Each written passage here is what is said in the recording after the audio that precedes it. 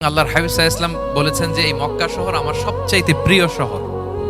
বাধ্য হয়ে তিনি যখন হিজরত করলেন মদিনায়, সেদিন বারবার তিনি মক্কার দিকে পেছনে ফিরে ফিরে তাকান আর কেঁদে কেঁদে তিনি বলতেছিলেন যে মাক্কাতু আহাব্বুল বিলাদ ইলাইয়া, মক্কা আমার কাছে সবচেয়ে প্রিয় নগরী।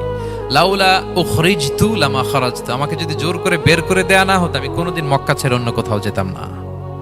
আল্লাহর হাবিব সাল্লাল্লাহু আলাইহি ওয়াসাল্লামের সবচেয়ে প্রিয় শহর ছিল মক্কা, এবং এটা আল্লাহর হাবিব সাল্লাল্লাহু আলাইহি ওয়াসাল্লামের জন্মস্থান।